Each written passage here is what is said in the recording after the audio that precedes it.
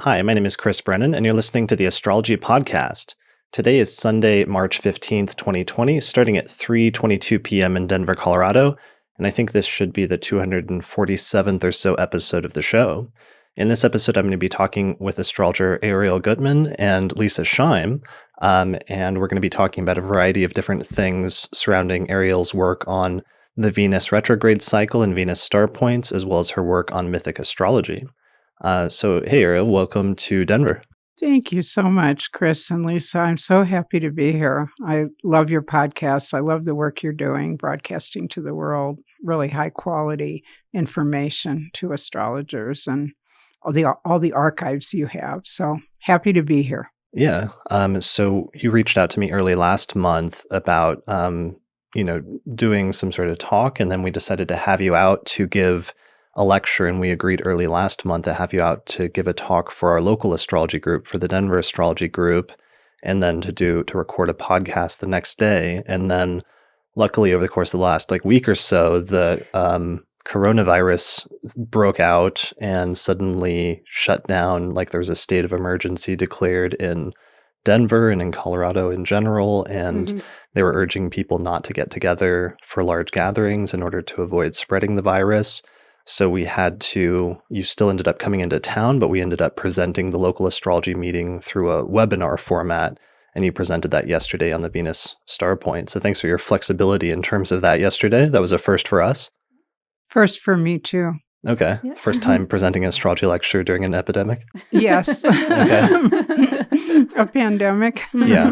Although now that I think about it in history, probably not the first astrology lecture that's been presented during an epidemic, but that probably has a longer history going back. First of our lifetime. Yeah. All right. But that was really good. That was really good talk on Venus star points. And so I want to get into some of that today. I want to also talk about some of your work on Mythic Astrology. We have both of your books here. So you're the author of the book Venus Star Rising, A New Cosmology for the 21st Century. And you're also the author of a couple of books titled Mythic Astrology, Internalizing the Planetary Powers, which you co-authored with Kenneth Johnson. So I want to talk about all of these today. But let's start off with some biographical information just for the people that may not be familiar with your work. When did you get into astrology, and how long have you been studying it? 1974 was my first formal class in astrology. It had been introduced to me a year or so before, actually in Europe. I was backpacking through Europe in 1973.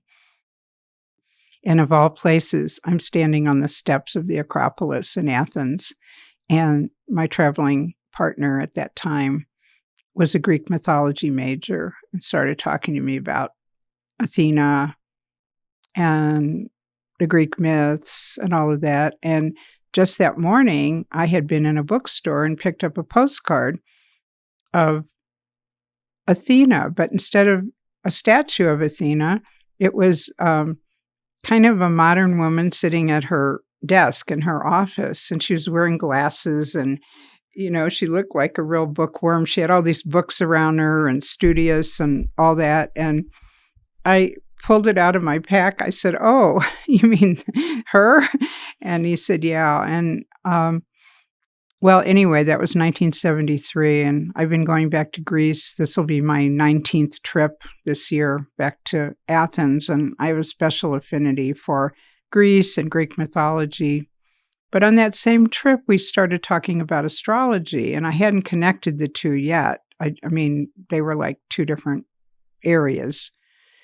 And when I got home from that trip, I was, I had taken a break in my studies, wondering what I was going to study. I was focused on writing, maybe literature, maybe psychology, and languages. Those were all areas of interest for me.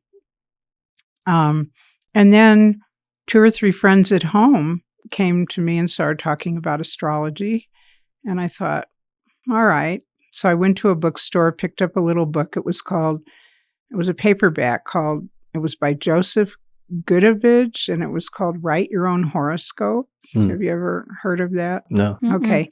So it actually was a pretty good book. It told you how to calculate based on what latitude you lived in, and what time you were born, a basic wheel. And so I calculated my chart from that book and read the interpretations. And then from then on, I said, this is pretty good. And from that book, I calculated myself to be Taurus rising. But when I got to the class, the first formal class, she had calculated my chart and put it up on the board that night. And she said, you're actually Aries rising because it was daylight savings time when you were born. Mm.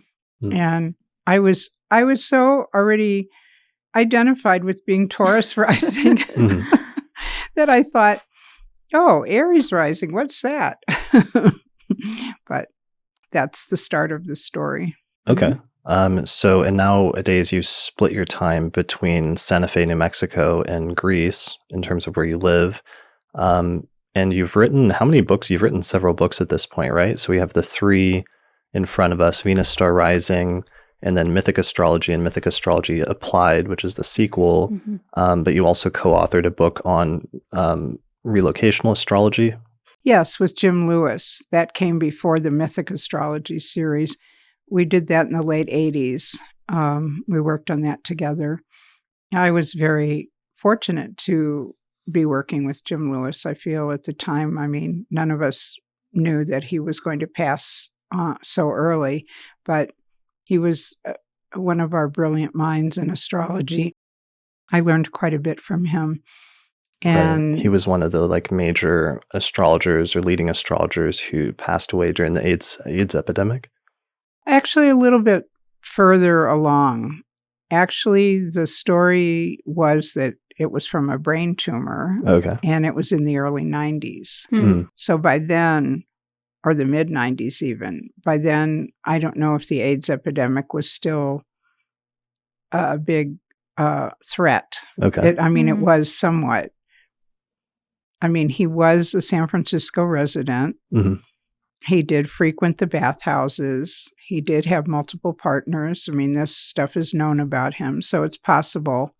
But actually, what has come out since, or at that time, was that it was a brain tumor. Okay. Sorry, my apologies. And how did you end up originally meeting Jim Lewis or starting to work with him? I was going to Southern California had a lot of, where I was living at the time, San Diego actually is where I cut my teeth on astrology, and it was some fabulous people in San Diego at the time.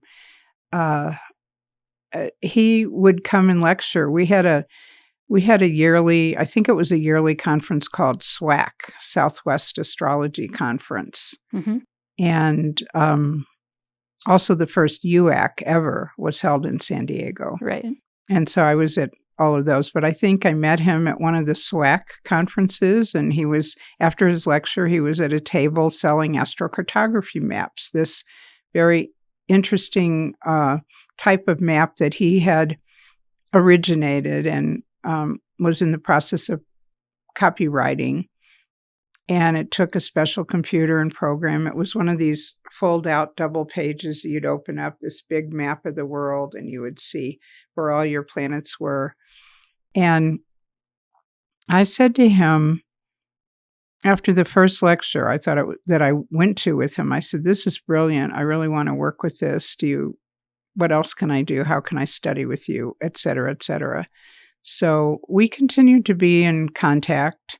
And when he presented his first ever certification program, he and Jeff Jower, who is now also has passed, they gave a program in San Francisco, and I was at that first seminar, and he put out a test and a certification course.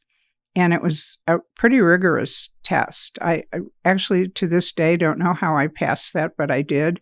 And after I passed it, and we talked some more, he said, well, you are one of the few people in the world that know as much about this system as I do at this point. And there's a handful of others, but everybody's been asking me to write a book. And so he asked me if I was interested in helping him with that. He had 3 planets in Gemini, and he was constantly juggling so many things, lecture tours and map sales, promotion, this, that, whatever, I don't know. And he just couldn't find a place to sit down and, you have to really carve out time to write a book. These books are not easy. Mhm. I mean, I'm sure you know that from having authored a book, but I mean, mine only took me like 10 years to write. So, only 10. Yeah. Okay, that's pretty good. Yeah. I mean, And it's got over 1,000 years of history in it. I mean, I cover 2,000 to 3,000 years of history, but yeah, I mean, whatever, as one does. So he asked you to write that with him, and because he really came up with that. Anybody that uses astrocartography that has the different planetary lines that go through the world that show you when different planets hit angles in your chart, like the midheaven or the descendant or whatever, that was something he pioneered and came up with. And he trademarked that name, Mhm. Astrocartography. Yeah, with the stars asterisks. in- Asterisks. Yeah, Yeah. in the middle. And he was in a couple of legal battles about that because other computer programmers were trying to use it without permission and all sorts of things. He was involved in some very heavy legal battles with that. And I have to say, not a fan of writing the asterisks, even though I understand the point of that for copyright purposes. Right. Yeah. right. Yeah. Well, it's interesting now that you mention it. I trademarked the Venus star point, Okay. and they wouldn't let me. I kept sending in the symbol for Venus. It's very tedious to get a patent with the U.S. Patent Office. Hmm. And I kept sending things in over and over, and they kept refusing them. Mm. And I sent them again and refusing. And I was like, what do you want?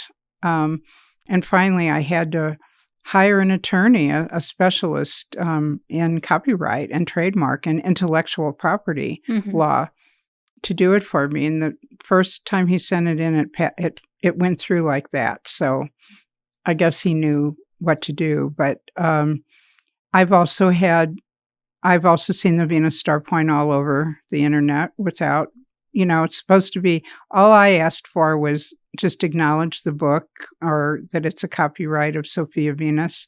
But most people don't do that. They just, Yeah. So, but Jim, I learned from Jim. I hope that I'm not spending my life in any kind of legal battles with people using it improperly or whatever. Mhm. Because, Sure. anyway, So when was that book published? 1989. Okay. So that would have been one of, if not the first book on astrocartography. Mm-hmm.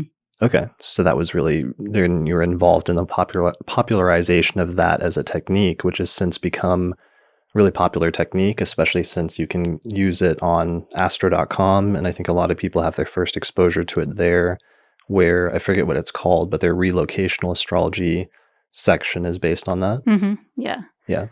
Yeah, and it's so interesting to think or hear about, the inception of all of that, because after a few decades, then it just becomes part of like, this has always been around. So it's interesting to hear when it wasn't. When he started it, I mean, there were other people who had written about like locational astrology or Mhm. relocation astrology, the idea of taking the chart of where you were born and relocating it to another city. Mhm. Right. But for the most part, they were just reading that chart, the 12 houses, how the planets were. I think the brilliance of what he introduced, well, a couple of things. One was angularity, the idea of, he studied with some sidereal astrologers that were very big on angularity. And I Mhm. forgot their names right now, but they're pretty well known, or I'm trying to think. in the historical. There's like Cyril Fagan. There's, I don't know, Brigadier Firebrace and like other random, but those are more towards like the middle of the 20th century. Yeah, no, there were some people still writing in the later 20th century, but I forgot who they are now. But he was kind of combining that idea of angularity And of course, he always said, I moved 19 times in 20 years or something. And he realized that each time he would be in a different location. Again, he's a Gemini with all this Gemini, that he felt different parts of himself. And so the theory of angularity was really strong. And then secondly, his idea of parans, you know, and it's a longer word that none of us can pronounce. Maybe you can. Yeah. Parentelanala or something. Yeah, it's something like that. That's pretty close. And so what that is that there are certain longitudes and latitudes of the world where when you have one particular sign and degree at the midheaven, you'll have something else on the ascendant descendant axis. Okay. Right. And so those don't easily change. They're kind of fixed in a lot of places. So if you happen to have planets that aren't necessarily square, but you have these angles and you have a planet on each, one on the IC-MC axis and one on the AC-DC axis, even though they may not have any astrological aspect relationship with one another, they're considered a very strong paran. And they're both highly operative in that location. And they bring two things in your chart that may or not be together already. Right. Right. And so, and one of the main things, like you're saying, that he really innovated was not just relocating a chart, but plotting the lines of where planets would be angular on the entire globe in that visual format. Okay. Yeah. Have you had much experience with relocational yourself in terms of relocating or going to different places and seeing how that has worked out in your own life? Okay. I mean, I basically came to this area, the Rocky Mountain zone, because my Mercury line, what he would call the Mercury line, was here. Okay. And I wanted a place to go and do some writing. And so I came to Santa Fe. There was a year or so that one summer, I think it was 1988, that I was really debating between, do I want to live in Santa Fe or do I want to live in Boulder? And I spent some time in Boulder, quite a bit of time, and I loved it there. But Santa Fe eventually won over. But yet they're still down the same line of longitude, practically straight up and down I-25. And that's where my Mercury line is on the IC. Now, his interpretation of Mercury on the IC is that people would be delving very much into family genealogy and roots and things like that, and maybe writing about them. I didn't do that, but what happened immediately when I got to Santa Fe was I started writing and exploring Greek mythology and writing about that. So it must be an ancient family roots. Right. Right. Well, and I'm curious too, with all of your connections to Greece, since, your first trip there, do you also have interesting lines around there? Yeah. There's another technique, though. The thing about Jim was he was very fixed on that, just using the 10 planets. He didn't put in the nodes. He didn't use Chiron or the asteroids, which I do. And then there's another technique, I think it was begun by Michael Erlewine, called local space astrology.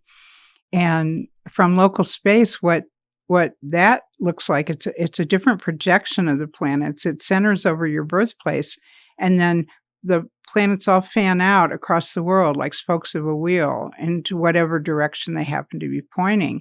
And you have to be within a 50-mile radius of that local space line once it gets way out there, further away. Because at your birthplace, they're all together. You could walk around in a circle and they'd all be there, right?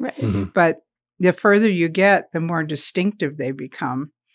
And from my birthplace, the place that I'm going to be living in Greece soon, and one of the places I've always loved, my moon goes just like somebody shot a bow and arrow, and it just, boom, it landed in that town. Oh, that's interesting. So the moon is one of them there. Also, I use I have Athena rising over Athens, Pallas Athena, the asteroid, in the relocation chart. Mhm. I have Pluto in Mundo rising there, and I have on the geodetic map, which I also use, and I look at all of these, I have my nodal axis right over Athens. Hmm. So that's been a place I've gone quite a bit to. Mhm. Okay. So you incorporate asteroids into your relocational work? Oh, Okay. yeah. And asteroids is one of the things that you also were an early adopter of as well, to some extent. And that was because, so last month I did the first asteroids episode I've done with Demetra George, and she said that her entryway into asteroids was through Eleanor Bach and publishing the first Asteroids Ephemeris. And you had some connection with Eleanor Bach's work as well, right? Yeah, I had that little book. The little book, little hardback book. I think I still have it in my library, of the 4 asteroids, the 4 main ones. And I didn't know Eleanor at the time. I think the person that I learned the most about besides Eleanor's book was Zipporah Dobbins in LA. I was going to some of her classes, and she had a research week that she sponsored at her home in the early to mid 80s. It was an ESAR. Actually, it was an ESAR research week that I attended. And she had a really good take on weaving the asteroids into the chart. And she had a really good interpretation model called the 12-letter alphabet, where she would take Mars, Aries in the first house and say, these are all letter 1.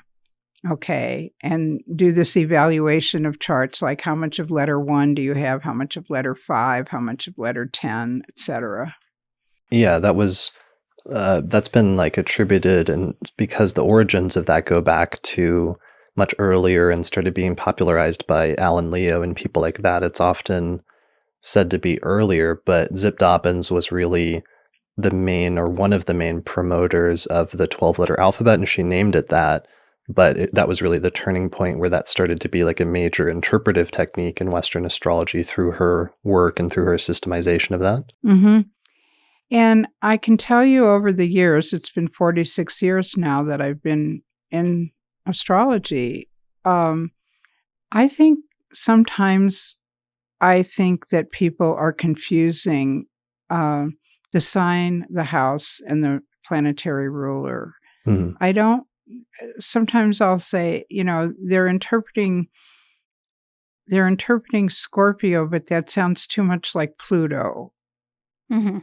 Yeah. Right. Or the 8th house. Well, I mean, that's usually, though, then attributed to, I guess one question I have then is sometimes I hear that when Zip Dobbins taught that system of the 12-letter alphabet, that it was supposed to be like a teaching tool for beginners, but that you were still supposed to understand that there was a differentiation between planet signs and houses. But then when that model took over, that distinction kind of got lost, that this was just a teaching tool. Right. Is that true, or do you think that's an accurate statement? I mean, I don't know, because I didn't keep up. I mean, I had already had my basics in astrology before I met with Zip, but I hadn't been using that technique, and I just thought it was an interesting way to look at charts. But when Ken and we didn't originate this analogy. We wrote it in the book, Mythic Astrology, a few years later, but we were talking about how people outside astrology always want to know about the signs, but the people inside astrology, actually look at the planets first as the primary, because we look at the planets as the actors. If you were to imagine a theatrical production, the planets and asteroids are the actors, right? Right. They're the stars, and the signs are the costumes. And the houses is the setting, the stage setting. And so if you kind of can keep it in that context and think about that, and I don't know who originated that idea, but we definitely agreed with it and thought, well, this is how we see it. Sure. Okay. So that might be a good segue then into that work. So in the 1990s, you partnered up with Kenneth Johnson, who's actually been on the podcast in some of the early episodes. He hasn't been on for a while, but he's one of my favorite astrologers, especially due to his background and versatility with both Indian astrology and Western astrology. Mhm. But you guys got together and wrote 2 books on Mythic Astrology, and I was hoping we could talk about that a little bit today, because that was kind of a new thing, even though there was some basis in using myth as an interpretive principle in some ancient traditions. When we go back and read some of the ancient texts, it's not quite as clear or quite as consistent that they were using it as we thought, but it seems like this became a really common interpretive principle in the 20th century, especially coming out of the works of Carl Jung and Liz Green and other people like that. But maybe we could talk a little bit about how myth is used as an interpretive principle in astrology and what that approach is about. I think for me, it began with the idea that, going back to Eleanor Bach's book, that to introduce the 4 goddesses to the world, into the astrological world as asteroids, the first 4 asteroids that were discovered, that it was really delving into their mythology. And I realized that, because I had these my own questions when I began my first astrology class. Why is Saturn interpreted like this? Why is Jupiter way over here like that? Mm-hmm. Who decided that? Why? All these why questions.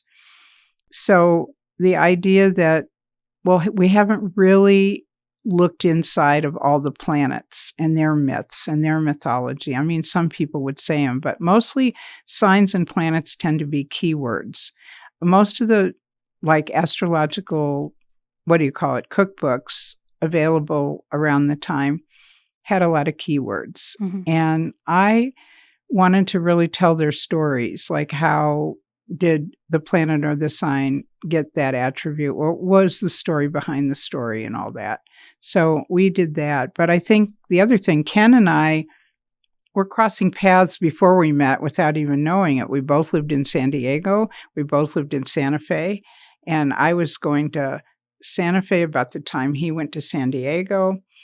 And he settled in the same area of San Diego and got a lot of clients that had previously had their charts read by me. And they would say, well, what are these little symbols on the chart, like Ceres, Pallas, Juno, Vesta? And he said to me at that time when we met, he said, well, I had to go study them to answer these clients' questions. But Ken was a Greek mythology major. He had already had a degree in that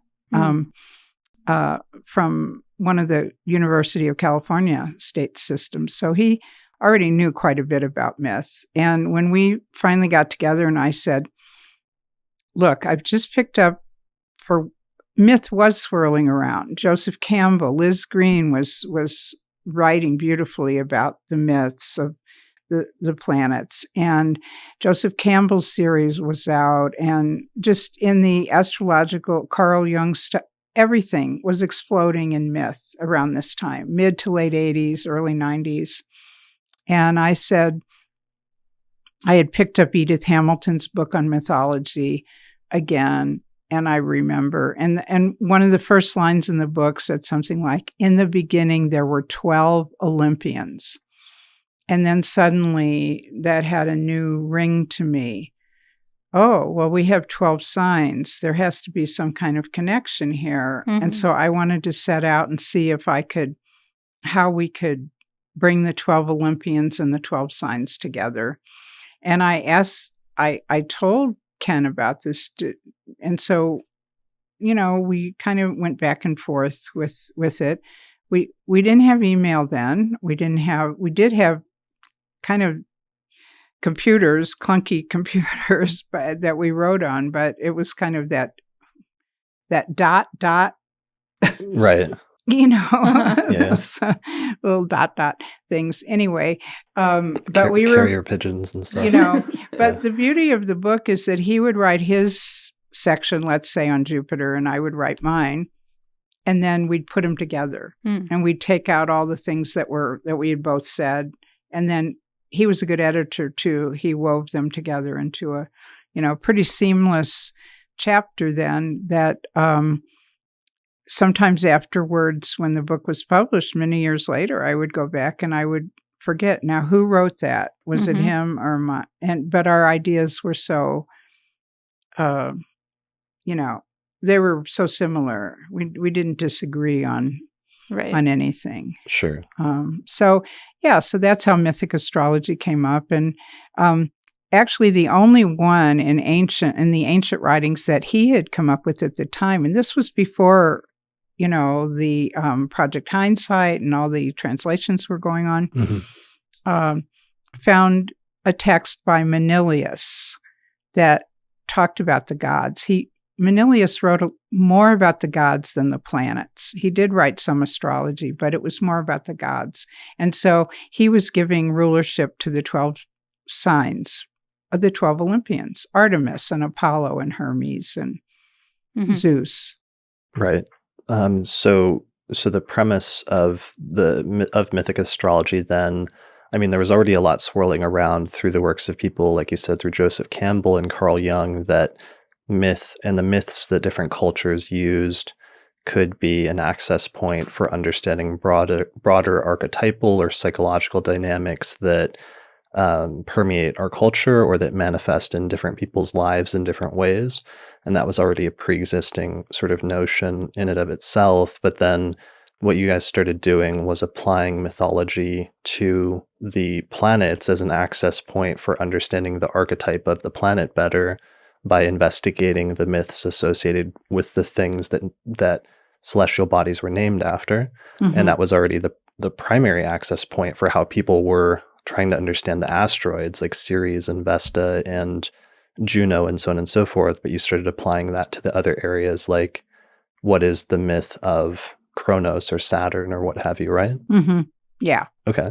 So we delved into a lot of the stories about that. And Ken, as you said, he was involved very much in Vedic astrology at the time too. So a lot of stories from Vedic astrology, also Hindu mythology, are also in there. Mhm. And we have some things from other cultures where we'd pick up something about Egypt or obviously Babylonia or, other places, and even talk about how the gods who were named after the Roman gods, pretty much, they had their own gods before Greece, but they pretty much incorporated the Greek gods and myths and the Greek pantheon into their system when Rome became, when Greece was, kind of sliding down and Rome was kind of rising to power and all of that. Mhm. So we talked about that too.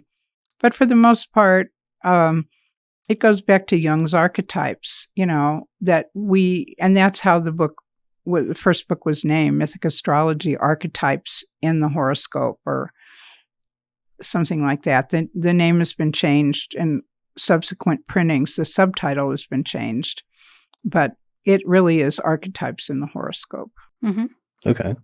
Yeah, and I'm curious, were you already starting to work with clients around these types of things, Mhm. Oh, yeah. discussing these mythic sure. stories? Okay, I never write anything that I'm going to publish until I've tested it on sure. Right. Yeah, myself, family members, friends, right, clients, right. whatever. What is the approach? So part of the approach, though, in sitting down and delineating a chart is if you see a certain planet or a celestial body that's prominent, then you might talk to them about or explain part of the mythology of that planet and the mythological story. And that sometimes in telling that story to the person, it's going to resonate with them a certain way if they have that planet is prominent in their chart. Mhm. Okay. A popular one for women is the Ceres, the Demeter Persephone myth of the mother and the daughter.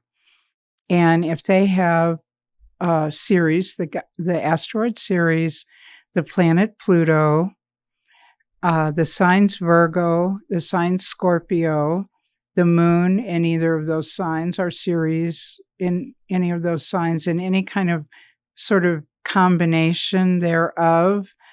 I don't know, the chart is kind of like it's a soup, and you have to kind of extract certain kinds of ingredients out of it.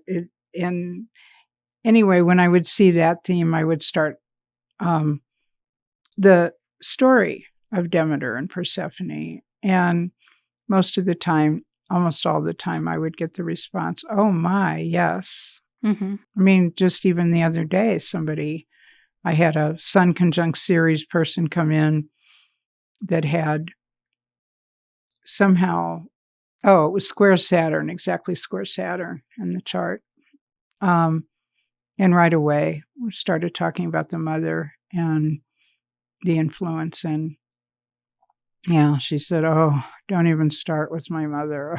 Mhm. It was kind of like that. So, But Mhm. yeah, I mean, really quickly, what is the myth of Ceres and Persephone, or what's the short version of the myth? the short version is that Demeter, the goddess of earth and the goddess of the grain and harvest, had a daughter, Persephone. And Persephone was out in the fields picking flowers one day, and suddenly the earth opened up and out shot Pluto on Hades, his chariot, his dark horses and his chariot, and he grabbed her and he took her to the underworld, and she came screaming all the way there.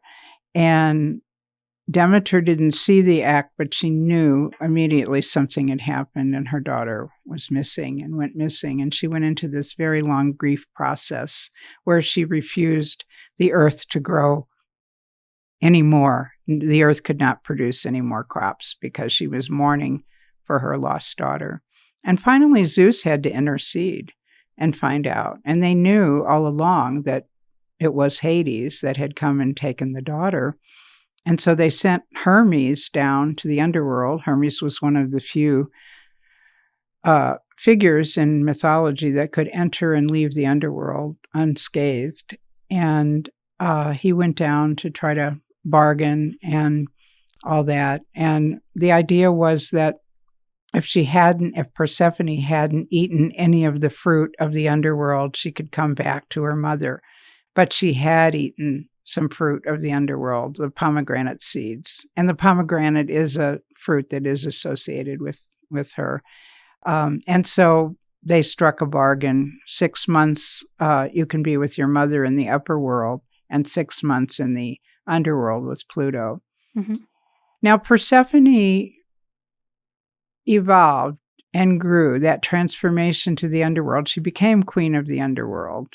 And many people feel that, I mean, this is all through Greek mythology and even our stories, that there was a world of deities in place that had been more female-centered, mother goddesses and female goddesses that were in charge of all these different departments of life. And when Greek mythology came in, you'll see repeated stories of rape, abduction, capturing, overtaking, and it's usually the god overtaking the goddess in some way, and then claiming that territory as his. For instance, Zeus procreated with many different goddesses, but also many mortal women to produce, offspring everywhere. That may have been one way of saying that now all the offspring were going to be related to him, and it was going to come through patriarchal line rather than the matriarchal line. So a lot of that was the culture changing at that time, but a lot of these stories are involved with that. So the idea back to the idea of the story, Ceres, Persephone, Pluto, whatever combination of figures you have or signs with that, there is some inkling of that story has probably played out in your life in an important way. And that's what I was trying to get enough information and feedback from people at the time to say, yes, this is true. I mean, Athena gives you a different story. She's the father's daughter, Persephone is the mother's daughter. And there's just different ways that you interpret them. Right. Juno, Hera was the partnership. She was the wife of Zeus. And so you have a strong Juno, you have a strong urge to partnering. And there a, a a deeper story with that is about Juno giving up her own power to marry power. Mm-hmm. And so that often shows up in charts as well. Mm-hmm. But yeah, once you just start looking and walking down, walking through the archetypal landscape of the chart, the stories kind of emerge. Yeah. And it was really interesting to me looking through your books. One of the things was that you were talking about not only looking at the stories of the planets that were prominent in the chart, but potentially counterbalancing things that were either too weak or too strong in your life. And so it's not just that something would have to be prominent in your chart for it to be an important story for you to pay attention to. Right, right. Yeah.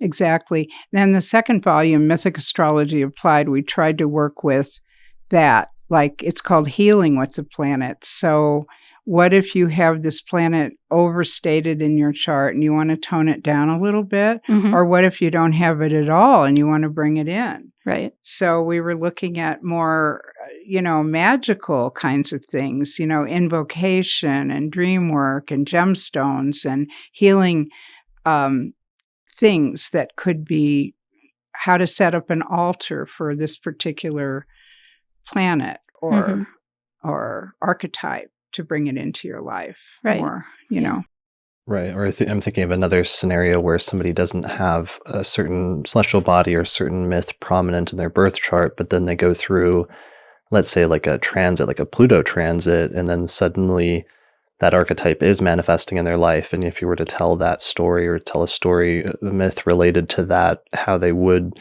perhaps really resonate with it at that point in their life versus at other times when they might not. Mm-hmm.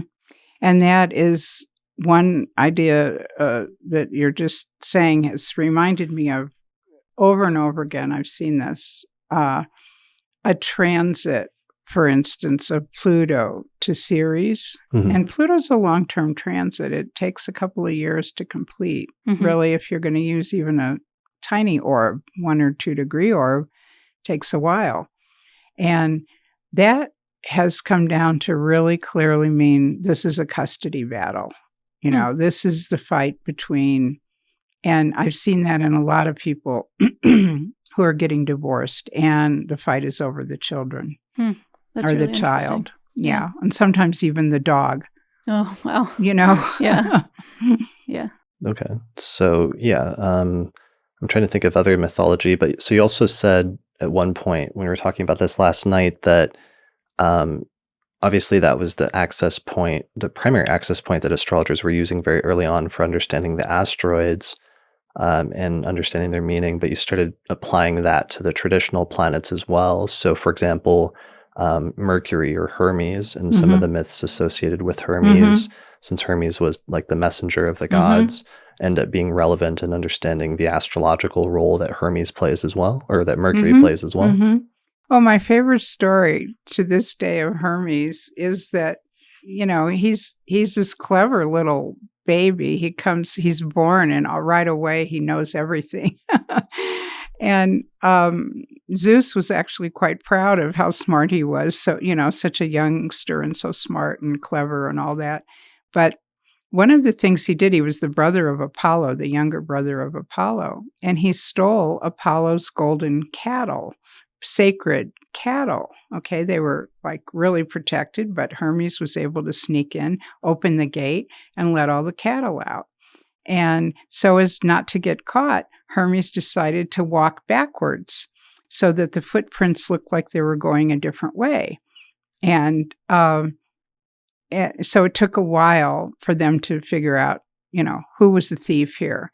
And then when they finally figured out it was Hermes, they marched him up to Mount Olympus, and Zeus said, "Oh, you're such a clever child." So he didn't give him any punishment, but they had to make a bargain. Apollo and Hermes obviously had to make up, and they exchanged sacred totems at the time. Hermes had carried the lyre. Remember the musical instrument? The moment of his birth, he happened on a tortoise, and he said, "Oh, there's a tortoise shell. I'm going to make a lyre out of it." And So he had that, and Apollo had the healing rod, the caduceus, so they exchanged at that time. And then Apollo became the god of music with the lyre, and Hermes carried the double serpent caduceus. Asclepius carries the single serpent rod, but Hermes carried the double. But what I like about that story is that I think of it every time Mercury goes retrograde, that Hermes walked backwards to fool everybody into thinking that it wasn't him that Right. took the cattle. And he is that little trickster when he's retrograde. Right. So right there, that brings in the like mischievousness. It doesn't as often come up in modern, but especially in ancient astrology, this like mischievousness as well as the inventiveness to Mercury as astrological significations that can manifest in a person's life. Yeah. And I'm curious, when you work with people with these mythic stories, is the biggest idea for people to recognize that part of their life is a piece of something bigger, or is it to change something by knowing that story? Ideally both. Uh-huh. But just recognizing sometimes that it's a universal story can take the personal sting out of it for you. Like not thinking you're the only one that's had to endure something like that, right, or go through that. And it's also gotten people interested so much in reading those myths and learning their chart more deeply. Because, I mean, I'm sure all of us as astrologers have said this, you saw all that in my chart. Right. Yeah. And very personal things in their life. But I think if you tell the story from the mythic point of view before approaching it like, oh, this is what happened to you, or did this happen to you even, without like going right in there, but just saying, well, when I look at your chart, there's a story that I want to tell you, and it's about, this. And how do you relate to that? And, the answer is story of my life. Right. Right. So, because that's one of the issues that astrologers run into is, like you were saying, most astrology books just have a list of significations of possible manifestations of the planet. But the reason they have that is because you can't describe, it's difficult, it's not possible to describe the archetype, because the archetype of the planet is something by definition as an archetype that's transcendental or is like a, sort of hovering above or behind reality. And then we see manifestations of it in these manifold different significations of individual specific things. Yeah.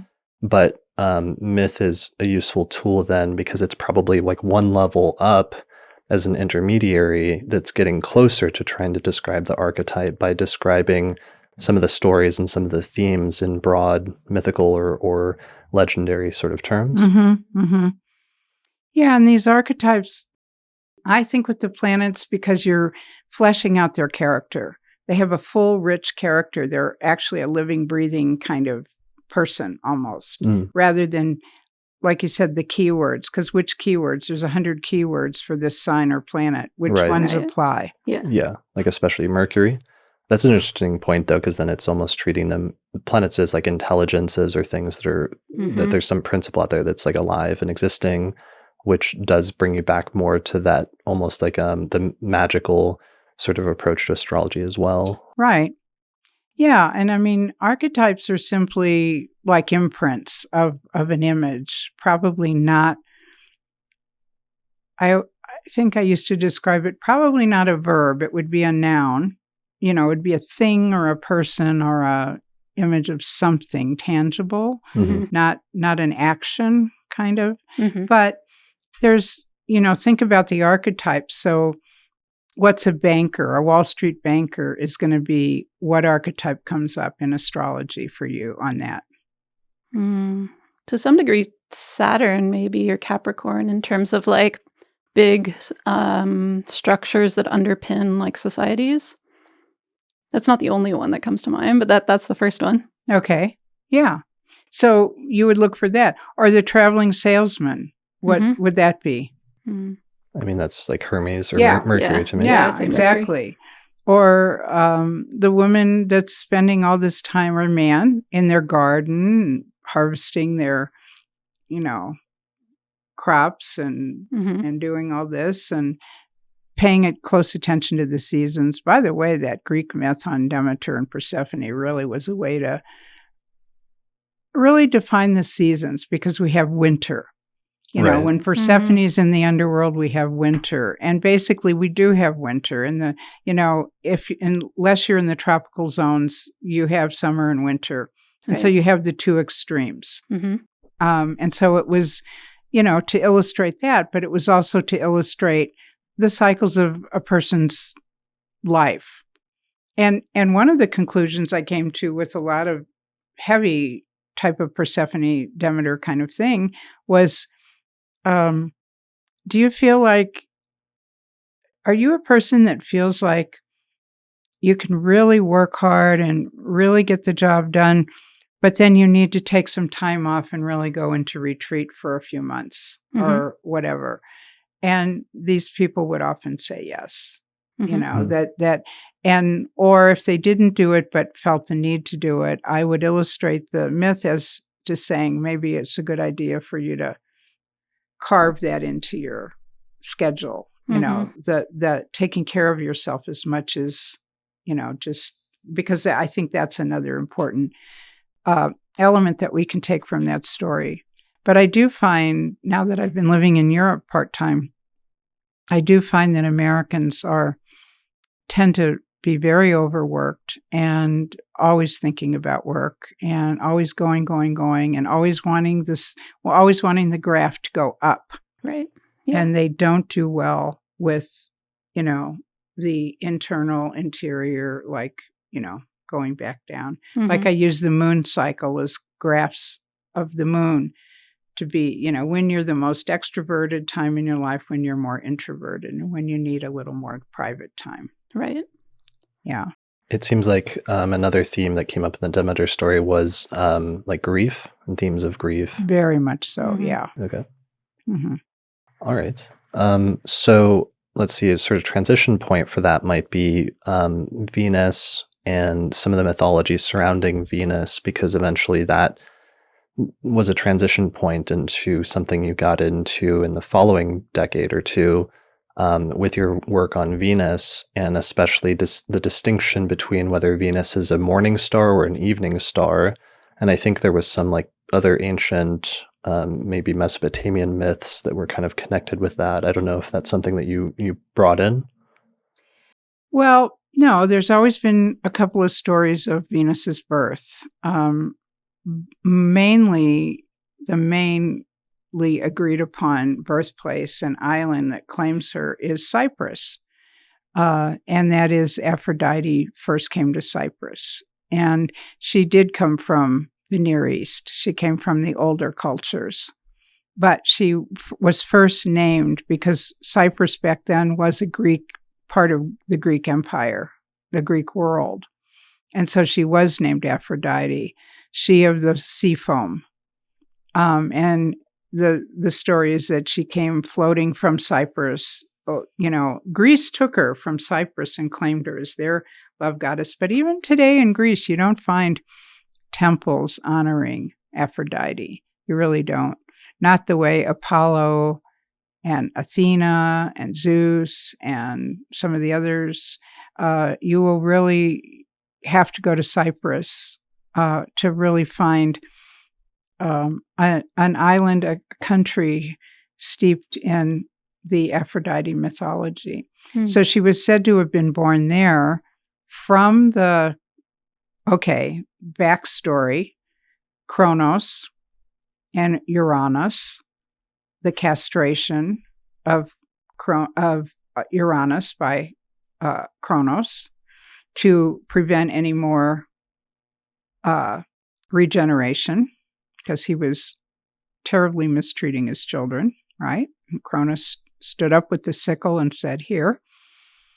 And the genitals fell into the sea, mixed with the foam of the sea, And first arose the three Furies, and then came Venus.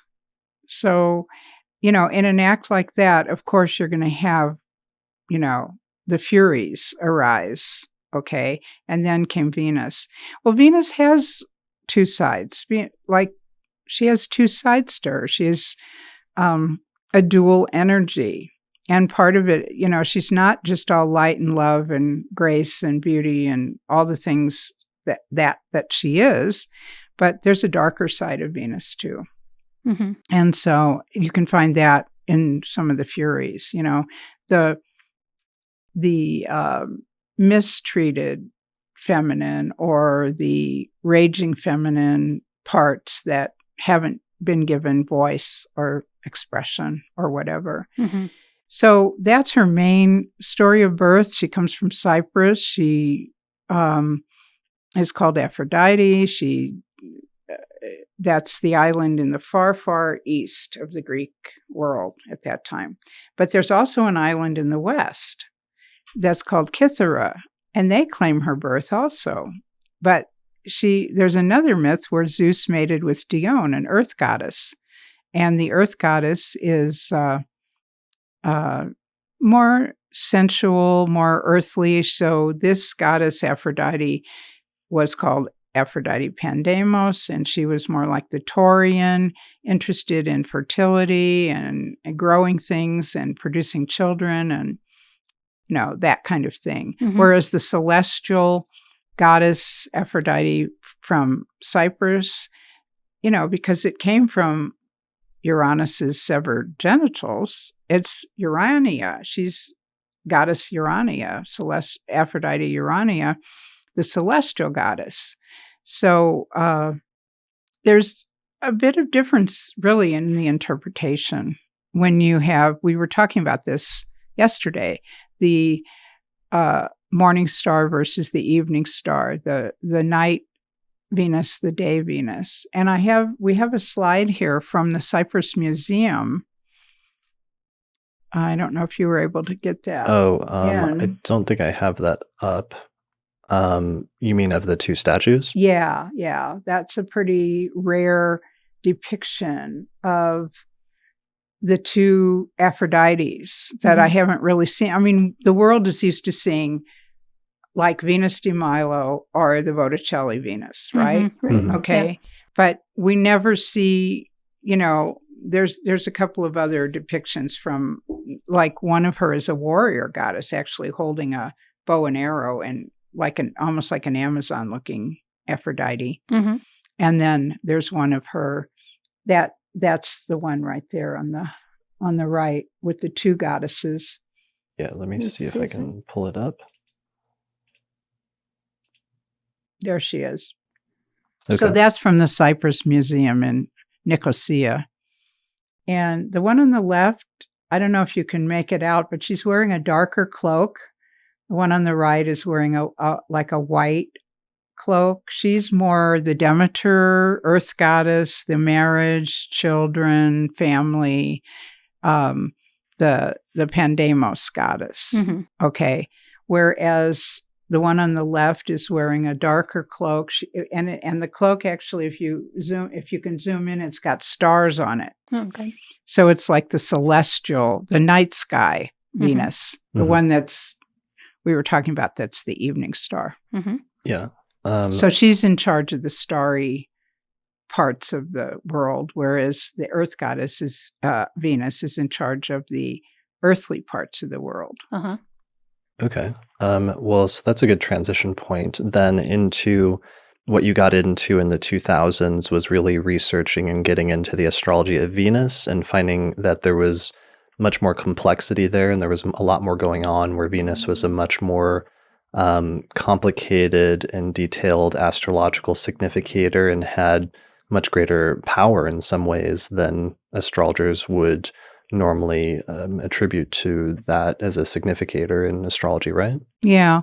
I was actually a little bit fed up with interpretations of Venus. It was so superficial and I felt like she's more than this. She alone in the astrological pantheon makes us connect and feel, and really, really, she's so much more than what we're making her out to be. And not just about relationship, but about what's, inside of you and all of that. But it was quite by accident, just like astrology kind of found me by accident at that time. The Venus star material came to me. I wasn't looking. I had just come out with the second Mythic Astrology book. And I think from being an author yourself that you're married to a book when you're working on it, and you don't have any other life. You're just so immersed in it. And that second Mythic Astrology book had just come out, and I thought, oh, I can have a life again. I can come up for air. I can do things. I can go to movies. I can go out. I can just not having to be my head in this book the whole time. Right. Yeah. We'll never write another book again. I think it was my immediate. Right. Exactly. Yeah. And then suddenly comes Venus in while I'm researching just a little bit of her retrograde cycle back in 2004. And the whole star thing drops into me. And like, oh no, you can't really say no to Venus, can you? But I did search a lot of astrological literature at the time and combed the bookstores. We still had bookstores back then. You're going to have to explain to our younger viewers what a bookstore is, I'm afraid. Yeah, well, we had this great one in Santa Fe. We have a really wonderful one in Santa Fe that's a couple of locals that are still there. The Ark was very metaphysically and spiritually involved. That's where we get all our astrology books and things and calendars. But there was a big box store, what they call a big box store called Borders, and they were all around the country, really. Oh, yeah. We had Borders. We had a good Borders in Boulder up until it closed. Right. Yeah. So Borders, I don't know if it was just Santa Fe or if this was the rest of the Borders too, but they had a gigantic section in our store in Santa Fe on metaphysical books and spiritual and alien theories and outer, everything you can imagine, because there's an audience, big audience there for that. One of the best pictures I ever took was at a Borders. We took a picture of Lisa standing in front of like an entire bookshelf of like 2012 books in like 2010 or 2011. 2008, I think. Okay. Yeah, when that whole thing was ramping up, which was pretty funny. Yeah. And I think I bought all of those at Borders before then, just to see what the experts were saying. Yeah. And a few years ago, when I was cleaning out my bookshelves, I saw these books on 2012 and I thought, right. What do I do with these? Yeah, that was a whole thing. I'll have to do an episode on that at some point. Ironically, that though ties into our topic because the 2012 thing, supposedly deriving partially from Mayan astrology, was partially based on the Venus retrograde cycle and the Venus transit, where it went across the face of the sun in 2012. And that was one of the last ones they recorded in their calendar for whatever reason. Right. Yeah. And who knows why that was the last one, because they do happen every 125 years or so in pairs of 8 years, separated by 8 years.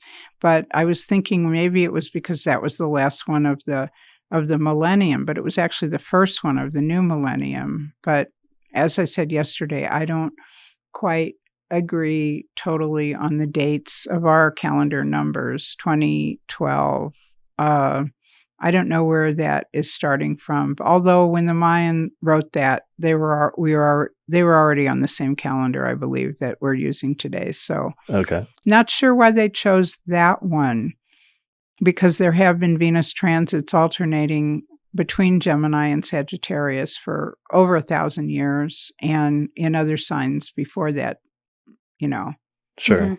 Okay. So, but to get back to it. Not to get too far off track, but part of your access point for this was the distinction between Venus as a morning star and Venus as an evening star, right? So maybe we could define that first, like what that looks like in a chart or what that looks like in astronomical terms. Okay, so in a chart, if you have Venus ahead of your sun in a zodiacal position ahead of the sun, it's an evening star, like the chart for today. We Sure. know it's an evening star right now. We're seeing it at night, shining very brightly. Okay. So if you look at today's chart, So it's 4:26 here in Denver, so it's a little bit before sunset. Let's move it to about sunset. okay, So here is the sun is at 25 degrees of Pisces today, so Mhm. we'll move the descendant to 25 Pisces. So that's Mhm. right at sunset. Whenever the sun hits the descendant, that's when the sun sets underneath the earth and it becomes right. night. So And so you can see above that is Venus in the night sky shining pretty brightly. right. And so if we could see Uranus with the naked eye, you would see that the two of them have been pretty close. Okay, so people just need to know that when the sun sets, when it hits the descendant and it moves underneath the western horizon, at that point it goes from daytime when it's all bright out, it goes to nighttime. And as soon as it becomes nighttime, the stars come out and you start to be able to see the stars in the night sky again. And one of the things that you can see at this time currently is Venus will appear as a bright, sort of white twinkling star up there at 11 degrees of Taurus before eventually it sets at the descendant just a few hours later. So because Venus becomes visible at that point shortly after sunset, we call it an evening star. We say that it's currently in its evening star phase because it comes out basically in the evening after sunset. Mm-hmm. Okay. And the ancients called it that. They didn't call it a planet. They called it a star. I mean, she technically is not a star, but now that I've done all this research on the Venus star, you could call her a star because she does kind of have that orbital pattern with Earth where she makes that beautiful pentagram. Sure. And we'll get into that later. So the opposite, though, is that later this year, after she goes retrograde, she will switch sides and become a morning star, right? Yeah. If you want to do a chart for about June, well, June 3rd is actually the kazimi, the star point date. But if you do a chart for about, let's say, June 10th. Okay, so what I'm doing is I'm moving the chart forward. We're into May now, and what happens is that Venus is going to slow down and it's going to station retrograde around May 12th, May 13th at 21 Gemini. Yeah. And then it's going to start moving backwards in the signs of the zodiac and the degrees of the zodiac until eventually the sun catches up with Venus and the two can join each other at 13 degrees of Gemini around June 3rd. Yeah. So that's important because that's, for you, a critical point in the Venus retrograde cycle is the conjunction with the sun. Right. And that's what you call the Venus kazimi. Star point or kazimi. Because that's the moment she switches from being a morning star to an evening star or an evening star to a morning star. The minute she kisses the sun, changing, she's moving on the other side of the sun now. Okay. So in this instance, when she's retrograde, she's going from being an evening star to being a morning star. Right. Okay. So then after that point, if we keep moving forward, Venus is still retrograde and stays retrograde for longer until eventually it slows down again and it stations direct at about 5 degrees of Gemini around June 24th, June 25th. So at this point, if we, again, take it to sunset,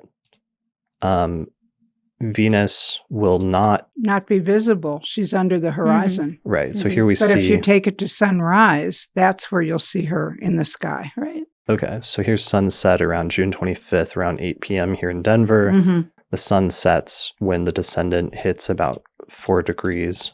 When the descendant hits 4 degrees of Cancer, the sun moves under the horizon. We see that Venus is already in the 6th house, so it's already below the horizon at sunset. But if we advance the chart forward several hours into the next morning, just before sunrise, we see... Let's see, for example, at 4:24 a.m. on June 26th, 2020, the ascendant will be at 17 degrees of Gemini, and the sun will be at 5 Cancer. So the sun is still below the horizon, so it's still nighttime out. It's like an hour or something before sunrise. But Venus is at 5 degrees of Gemini, and it rises up over the ascendant and over the horizon. So in the early morning hours, just before sunrise, you'll be able to see Venus as this bright white twinkling star that rises up over the ascendant in the early morning hours. And this is why it's called a morning star. Mhm. because it can be seen or it Seen in rises the in the morning morning? sky, yeah. Got it. So, And dazzlingly bright. Venus is the brightest object in the night sky after the moon. And so I think the ancients, in naming her the morning star and the evening star, I think then they knew it was the same planet. I mm, mean, there were different cultures. The Mayan were fascinated by Venus. They had entire books written just for Venus. Now, most of their literature was burned when the Spanish came over and invaded.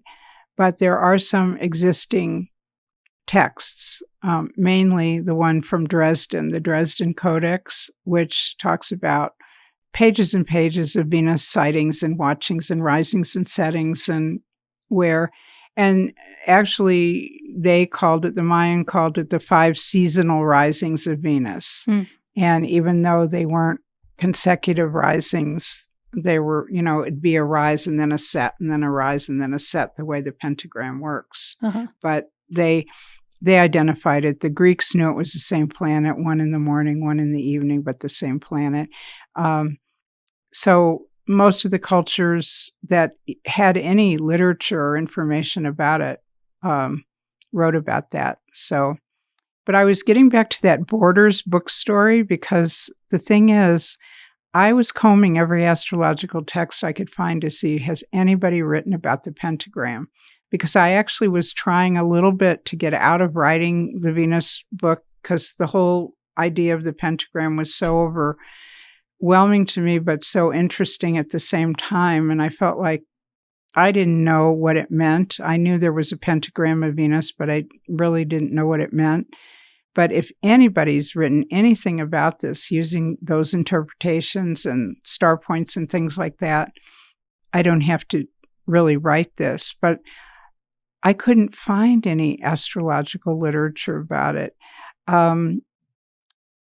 I found it in the metaphysical literature that was mainly very popular at that time because there was a whole surge of literature that came out following the publication of the Da Vinci Code that had to do with the Knights Templar and these ancient bloodlines and things like that, and Masons and Masonry and all that.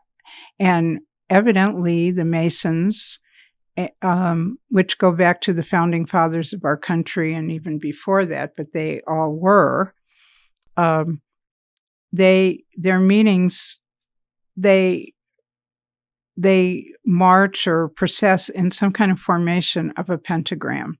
They know about Venus, they knew about Venus, and they honored Venus in their secret teachings or whatever it was. These secret societies all, had this. So I had a lot of the literature I found at Borders were these authors who were talking about Venus and the Venus pentagram from that point of view. So I got a lot of interesting literature about that. And I even found, some controversial things like, but possibly true, the rosary beads. And I have that in the book, the rosary beads from Catholicism. Mm-hmm. The beads have so many beads, and the larger beads represent the moon going around, and then the smaller one at the bottom represents the Venus cycles, and it's like it was all broken down to show that it actually had to do with that. But the other thing about the morning star is that when she's that Earth goddess morning star closest to the Earth, you'll find that she's got her well, I think it's her proximity to the Earth, mainly, that she's closest to the Earth at that conjunction, whereas she's apogee or farthest from the Earth at her evening star conjunction. Sure. So maybe we should touch on just first the distinction between morning star and evening star and some of the keywords or some of the concepts associated with that. and then we can get further into the other points in the cycle with respect to the conjunction and the pentagram. Mm-hmm. So you have a slide that sort of talks about the morning star versus evening star phases in Venus, and these actually being distinct phases that have different meanings depending on what side of the sun Venus is on, right? Mm-hmm. Okay. Right. So what are some of those meanings? Well, okay, those were different names. Like the first line is Venus, Phosphorus, Lucifer. Lucifer actually means the bringer of light. So as a morning star, she's announcing kind of the sun is going to rise. Here comes the light. Mm-hmm. Okay. The evening star Venus was called Venus Hesperus. And you've heard of evening vespers. Mm-hmm. Okay. So that's the other thing. That term comes from the evening Venus. So there were two different terms to her. Actually, it's one goddess, Aphrodite, but in the concept of looking at Venus as the star, they were actually seeing it as two different beings, like, having a dual role, basically. And then I can't read all that, but Aphrodite Pandemos is the earth goddess. Okay. Pandemos. And Aphrodite Urania is the celestial goddess, is just part of that from Uranus, right? From the sea foam.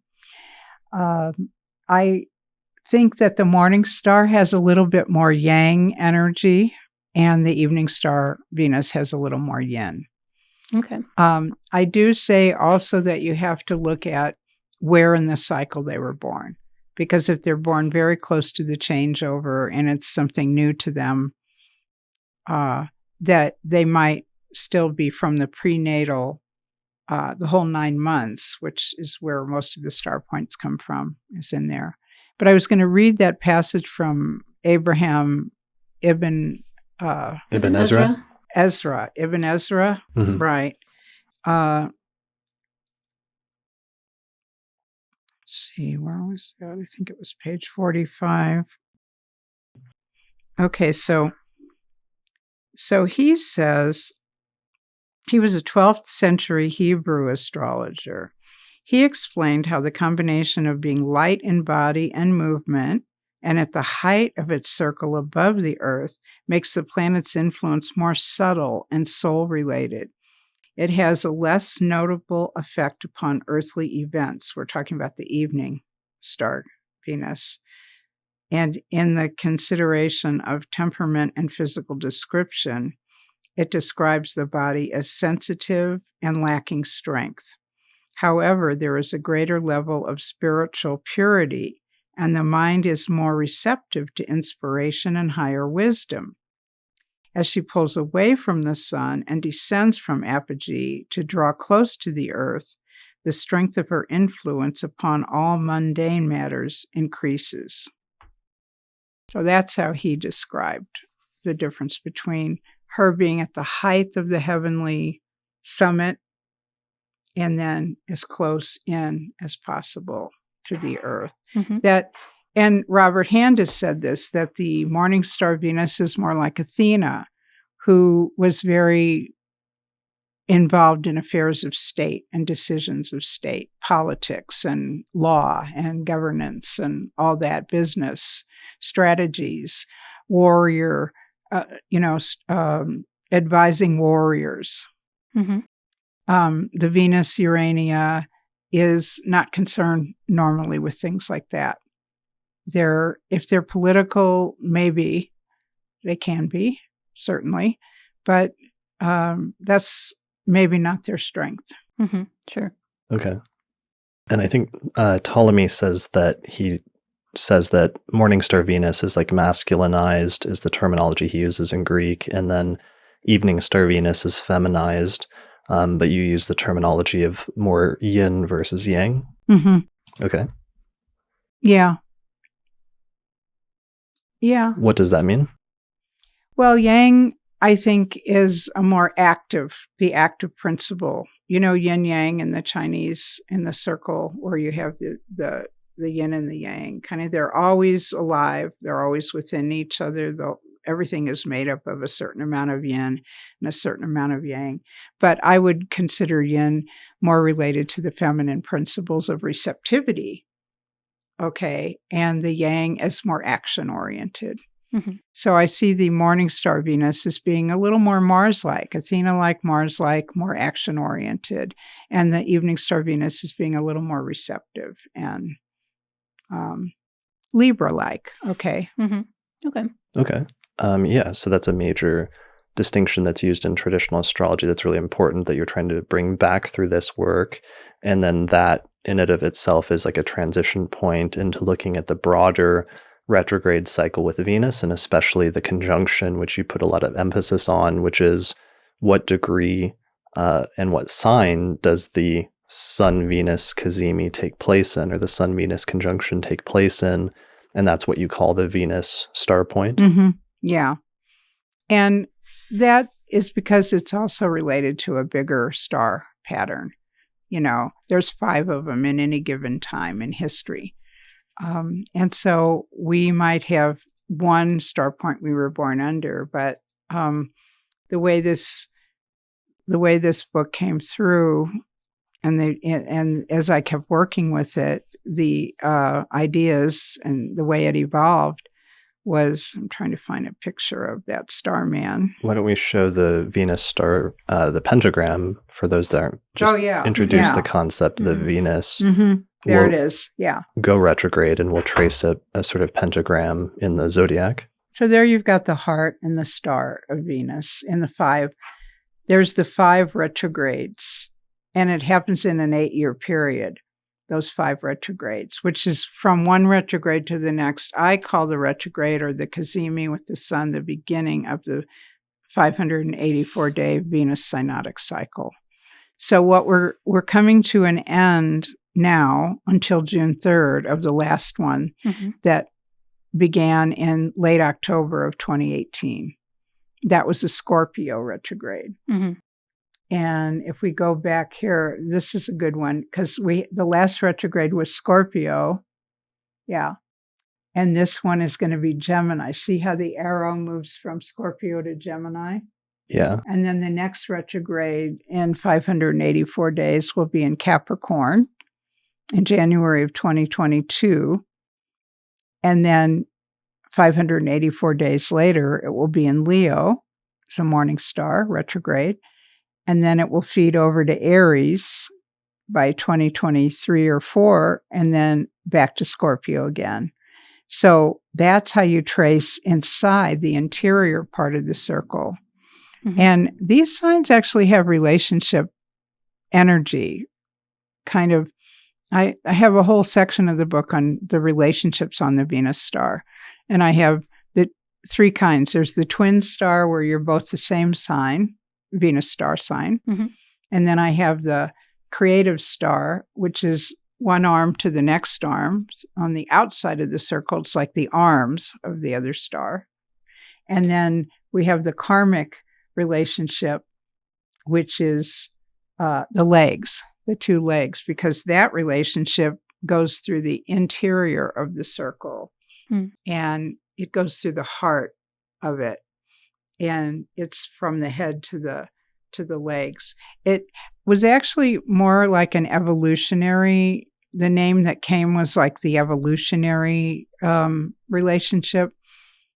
But there was already so much evolutionary astrology out there, and I actually didn't want it to be confused with that. So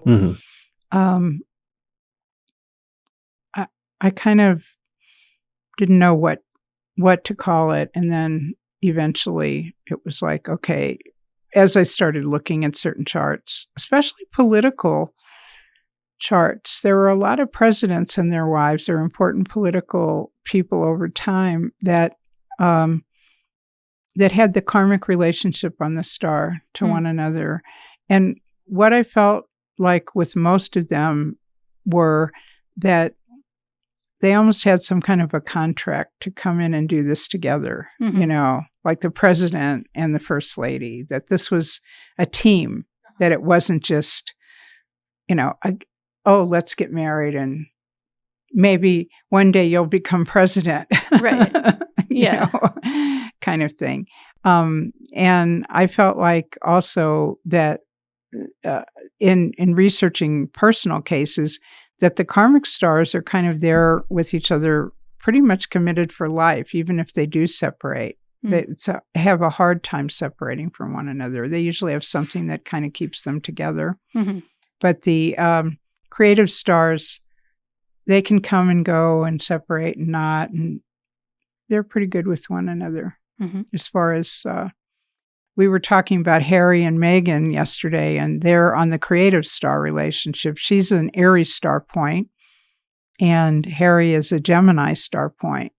And so they have that kind of creative relationship where they're supporting each other. But at the last UAC, I gave a talk on the royals, on relationships on the Venus star, and I used the royals as examples.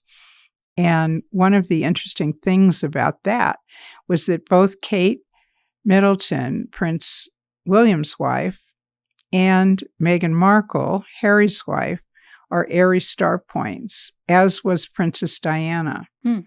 And so both boys, in a sense, married something of their mother. Right. Yeah. And this shows up a lot in family. When you do family groupings on the Venus star, it's very interesting to plot the different points of the family and see where they fall. Interesting. Yeah, and we didn't know this until yesterday when you did your talk, but it turns out that Lisa and I were born under the same Venus star point, which is our prenatal Venus retrograde was in Gemini, because we were born 8 years apart. Right. You're 8 years roughly before me. Right. And then we also figured out that I started the astrology podcast under another similar Venus retrograde in Gemini in 2012, 8 years ago. Mm-hmm. So that was an interesting one. And then we also started the Denver Astrology Group very close to Venus, going over the same one in 2008. 2008. Yeah. So that's a pretty good example of how it works for people. So let's define that, though, because you have one diagram here, and this shows the different Venus retrogrades, and it shows what degree Venus stations retrograde in, and then what degree it stations direct in, because then it goes retrograde. And what's the span in terms of how many degrees Venus covers when it goes retrograde? It's like 17, 20 degrees maybe? Yeah. Something like that. So, for example, the one that's coming up in Gemini is going to station around 21, and then it's going to retrograde back to like 5. 5, yeah. Yeah, so that gives you an idea of the range of like retrograde station to direct station. But what you really focus on is the halfway point between that, where it conjoins the sun and whatever degree that is. So, for example, the upcoming one is going to be at 13 degrees Gemini. That's what you call the Venus star point. Yeah. And what you look at specifically in natal charts is you look at what was the Venus retrograde prior to your birth, and what was that exact degree that the sun and Venus conjoined prior to your birth, and whatever that is, that's your Venus star point. And sometimes it will be the last retrograde before birth, but other times it wasn't retrograde, because remember, Venus and the sun conjunct one another. There's another conjunction in between the two retrogrades that produces the evening star. So that's the where direct it's going conjunction. direct. Okay. Yeah, and that's the evening star comes out of the direct conjunction. And what I found really interesting about this, besides what I found written in the books from some of the ancient literature, was that if you just visualize it, Venus is retrograde when it meets the sun in the interior conjunction, and what comes out of that is the morning star. So they're both coming towards each other with great anticipation, but they meet for just that one moment, and then they're gone again. They're going in different directions. The sun keeps moving this way, but Venus eventually is going to turn station and come back up, but it doesn't reach the exact conjunction with the sun until the sun is all the way around on the other side, where Venus then becomes the kazimi evening star. But when Venus, then they're both moving in the same direction, but they're moving slowly together for a really long time. So this is one of those slow love affairs that can just stretch out forever. They're only kissing maybe on that one day, but they're still so close to each other. They're tracking each other, really. Whereas at the morning star conjunction, they're just meeting in the middle of the night, doing that thing, and then they're moving on, Sure.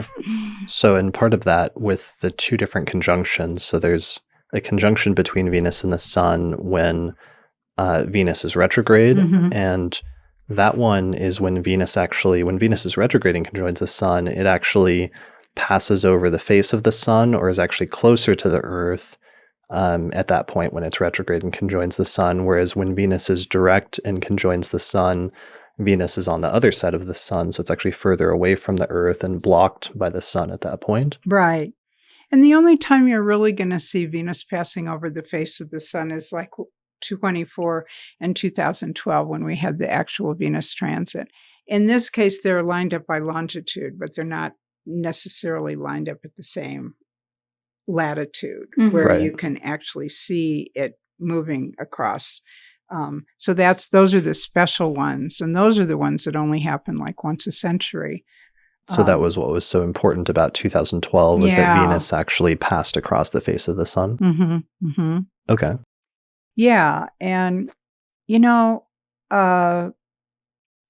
won't have the next one until 2117. Okay. So just to put it in context for people. The next one where Venus passes across the face of the Sun. And that will be in Sagittarius. That, again, twin transits, two of them, separated by 8 years. But and the last one before the 2012 and 2004 one were in the late 1800s. That was also in Sagittarius. So okay.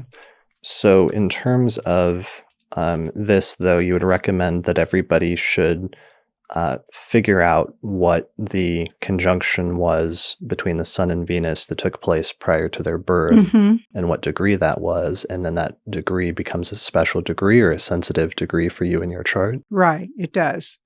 And I'll say this for the evening star people. Even though we're evening star, I think all of us in here are evening stars, right? Yeah. I still think because the start of the Venus cycle is at the morning star and it begins at 584 day cycle, I think it's still important for the people like us that are the evening star to not only look at our own star point, the one prior to our birth, but where did that cycle begin? Where did the 584-day synodic cycle of Venus begin? So where was the last retrograde actually also? And I think those 2 points in the chart are pretty sensitive and interesting. And I think it's the same thing for the morning star people. They may have had the retrograde before their birth, and so they know that, but what are they coming to in terms of like the full moon Venus? What's the evening star for them going to be? And what's that relationship about? And I've kind of started putting both those points in the person's chart to see, okay, how are they working with, where are they coming from? Where are they going to? Like almost like an evolutionary flow. Yeah. Okay. So in terms of the upcoming one, as we've said, is going to be at 13 degrees of Gemini. And then there'll be one after that that's at 18 Capricorn, a couple of years later. And then it'll jump That'll be January of 22. Okay. January of 22. So it jumps every year and a half or almost a couple of years. And between that, there will be an Aries evening star kind of in March of 21. Okay. So, and what happens that's interesting that you pointed out is that these degrees, it only moves by like a degree or two every time it comes back, right? Every 8 years? Right. Okay. So that's really important because then it means it stays in these signs for really long, extended periods of time. Stays in a sign for 100 years, but it might stay on your planet for 8 years to 12 years because it's so slow moving. Right. So you were talking yesterday at one point about if it does do that in your birth chart, like over a significant placement or like a personal planet, that can be significant with regard to like what you're doing during those 8 years. Yeah. And I would say it really lights up that part of your chart, your life, that planetary archetype, going back to archetypes again. If it's your Mercury, a lot of times I've seen where it's going over the person's Mercury and they're doing all their, getting all their degrees, their postgraduate degrees, and really the bulk of their studies are happening then, or when they actually figure out what they really want to do. And I've seen it go over the moon for people where I think when Julia Roberts, for instance, had it pass over her moon, she gave birth to her twins then. Oh, interesting. Yeah. Huh. Yeah. Okay. Wow. Okay. Yeah, so pay attention to that as a sensitive degree. And then sometimes that what you were saying earlier is that it can connect together people. If you meet somebody that has the same prenatal Venus star point sign or even degrees. If you're born 4 years apart from one another or 8 years apart from one another, you're most likely going to have the same star point because it returns to the same sign every 4 years. It returns to the same sign and phase every 8 years. Okay, so Venus goes retrograde in the same sign in roughly the same degrees every 8 years, but then in between that 8-year cycle, like in 4 years after the first one, it'll do the same thing through the same sign, but it'll be direct. Yeah, but it'll also be in very close proximity to that degree, that same degree. Okay. Yeah. So Venus is just activating, because this is such a tight cycle, it's activating the same degrees in relatively regular succession of like 8 and 4 years. Right. So that's interesting because usually we think about Venus and all of the inner planets as being such quick transits that are just really brief, where especially if Venus is direct and moving average or moving fast, it's just something it'll go over a degree in a day or two, and then that's it. So as transit studying astrologers as a timing technique, we're not used to paying too much attention to Mercury and Venus because they move so fast and their transits are so brief. But this really shows us that there's much longer term cycles that are involved in Venus that can activate parts of the chart for much longer periods of time than you would think. Yes, exactly. And this really gives like I was saying earlier about Mythic Astrology, how you're actually fleshing out characters rather than just keywords. This gives Venus a much fuller, richer presence in our life and operating behind the planets as a backdrop with this star clock. But just for instance, I wanted to do the last few degrees of the Venus kazimi, the last few years. So let's go back to 2004 when they made their first transit. That was at 17 Gemini, 54 minutes retrograde. 4 years later, in 2008, it was 18 Gemini, 42 minutes direct. Then 4 years later, in 2012, it was 15 Gemini, 45. In 2016, it was 16 Gemini, 35. And now here in 2020, it will be 13 Gemini, 35. And 4 years from now in 2024, it will be 14 Gemini, 29.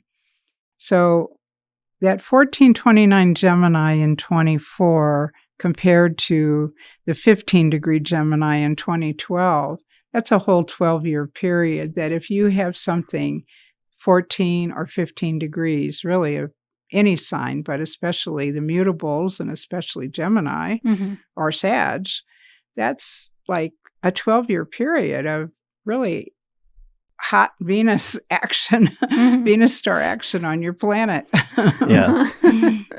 I have Venus at 15 Sagittarius. Oh, okay. Yeah, so, hot Venus action. Hot Venus action. I love it. Yeah, so, but that's also not far after the sign of my midheaven at 5 Sag, so it's in my Placidus or quadrant 10th house, so things involving career as well as groups. organizing or starting the Denver Astrology Group under one of those in 2008, and then Right. starting the Astrology Podcast in 2012 under another one of those, Yeah, definitely. as it keeps going over those degrees. Yeah. And I was just mentioning to Lisa yesterday, but the studio was done a year earlier. I mean, if you'd have waited till 2020 Yeah. to move in here, you would have been right in sync with that cycle again. That's true. Well, we'll see what happens this year. So they get the Venus retrograde coming up. Yeah. That later this spring/summer. Yeah. So that should be interesting and should be important. And Mhm. we'll see what happens. Mm-hmm. Do you have any other instances of, you used an analogy that I thought was really interesting when you were talking about, it wasn't necessarily closely tied in with the astrology, but those instances where sometimes like the partner can eclipse the let's say more Oh, yeah. prominent partner, where you were talking about. So for example, there was Prince Charles, but then when he got married to Diana, like most of the attention was on Diana, or more recently when you All of it. right, yeah, I mean, Yeah. sure, Charles was so eclipsed by her. sure, or more recently with Meghan Markle and Prince Harry. It was funny in the media that I remember reading a story and they referred to Harry as like Meghan Markle's husband or something like that, instead of like Harry's the Right. royal and she's Right. the new addition to the family. But you were sort of making an analogy between that and Venus, where sometimes those conjunctions with Venus, especially when it's retrograde, are those rare times when Venus suddenly like gets in the spotlight because it is closer to us and it is in the way of fully viewing the sun. And as it passes over, especially during those close conjunctions, the face of the sun in some ways takes greater prominence in some ways. I think we were talking about the idea that there's combust, a planet moving within 10 degrees of the sun being combust, so you don't really see it at all. You can't see it. So what's its effect? Is it strong? Is it, is the sun's rays, burning it out? And then there's kazimi, which is right up close, And in this case, Charles brought Diana right up close to him. Nobody was paying attention to anyone in the court or anyone around Charles. Before that, it was Charles, right? And then here comes Diana, and now suddenly she's the Venus, and she's eclipsing the sun. And the same, obviously, has been happening with Harry and Meghan. Sure.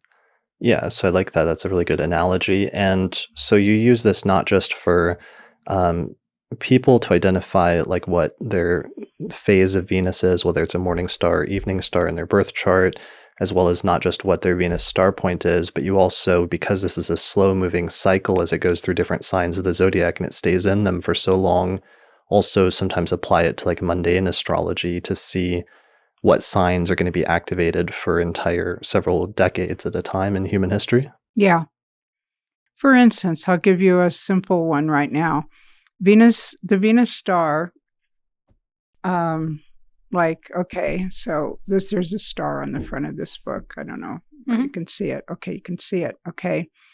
For this, what I would call the head of the star, to rotate clockwise, right? This way, to this arm of the star, and for each point to move to the next point, that's 250 years it takes for that to happen. Okay. So then for that head of the star to move all the way around to come back to itself, that's 1,250 years. So there's greater cycles within this Venus star. And what the 250-year cycle obviously matches the Pluto cycle, right? So I do think it's an evolutionary kind of cycle like Pluto and how people interpret Pluto, especially in evolutionary astrology. But I think Pluto's also often been given the phrase death and rebirth with Pluto, right? Right. So I actually think because it's synced with the Venus star cycle, that the Venus star is the rebirth. That's the new life. I don't know that Pluto is actually associated with creating new life as much as it is ending old life. And that's its job, Right. to end what's, Now, the United States is coming up to its Pluto return. Yeah. It's coming up to its 250th anniversary in 2026. Well, guess what? In 2026, the Venus star point returns to the same degree star point of the U.S. birth chart, which was 1 degree Scorpio. Huh. That's a really interesting coinciding of those two things. Yeah. So both are happening at the same time. And so when I wrote this book, I was saying, so we're kind of in this place now in history where, like when the Boston Tea Party happened and when they decided to throw all the tea into the sea and decide that they were going to overthrow the overlords that were taxing them. Americans have had this fierce reaction to taxation ever since that event that created our country. And every politician in every election, it's about taxes. Are we going to raise taxes or are we going to lower taxes? It's all about taxes. It's a Scorpio star point. The country is, and you think about Scorpio and its association with wealth and other people's money and who's getting the money and who's, all of this. I think that's an important feature. But I've also been saying that I really feel like our country, partly because of the Pluto return, but also the Venus star return, is ready for a whole new constitution, a whole new set of circumstances. It's like it's crumbling. That system that was created 250 years ago is not serving us exactly correctly in present day, and it's time for something new. Yeah, and I think a lot of people are anticipating some needed, deep-seated renovations coming up, both with the Pluto return and then I guess the return after that, because the Constitution wasn't written or finalized until about a decade later. Right, so right. It's this sort of ongoing process over the next decade or so. Yeah. And I think that's when the Constitution was written. See, that was the last of the Scorpio star points, and we're ending the Scorpio star point period now and going into Libra. And when our Constitution was actually written was when we had 2 air signs then on the star, Gemini and Libra. So I think we had a lot about equality and all of that, right? Yeah, at least in name. In name, right? Yeah. Yeah. In ideal. So here's one of the other diagrams that you have that just shows this shift of those Sun-Venus conjunctions from a period between 2018 and 2026, and just shows how they go in a counterclockwise direction in that slow, gradual shift of like a degree or two over the course of that almost decade-long period. Yeah. And then over a much longer span of time, on the left, we have the shift over like a 40-year period versus how long it takes or how far it goes, about a sign almost over a 100-year period. Yeah. And that's kind of interesting when you plot that on your chart. If you draw these connecting stars over on an overlay over your actual chart, you can actually see how it's sequentially every 4 years, the heartbeat is, the drum beat or the heartbeat is activating that particular house or sign in your chart or planet or even stellium. People that have stelliums, especially stelliums in Scorpio or Leo or Aries, any of these signs that the star is currently in, it's going to go over all of them in your lifetime, Yeah. Right. Yeah, that's a really good point. So, and people could see when at some point in the future, even that those conjunctions are going to go over sensitive points in their chart, which might even be 10 or 20 or 30 or 40 years in the future. Right. So it's sort of interesting as a predictive technique in that sense, because it is a long-term, slow-moving thing that will just happen like once in a lifetime. It's not something that will repeat necessarily. Not the conjunction, not that actual aspect. It will, different star points will either trine or sextile or square or oppose your planets, but not that same star point wouldn't. In fact, when you look at the star, you'll never see an opposition, 2 signs in opposition on it together. That's just because the pentagram really, this is based on the 5th harmonic of astrology, the circle divided by 5. And so what you get with these star points are closer to the quintile, the biquintile. And a couple of the signs move in a transiting quincunx or inconjunct to one another. Now, I know the ancient astrologers actually didn't consider the inconjunct or any of those, the quintile or the biquintile, into what you would call legitimate aspects. I don't know what you would call them, legitimate or illegitimate, but that's what's working on the Venus star, those aspects. Okay, because it's jumping between inconjunct signs. Yeah, like the Leo Capricorn are moving at about the same degrees, but they're moving sequentially together. They were born together and they will terminate together. Aries and Scorpio, the same. They came in together, they will terminate together.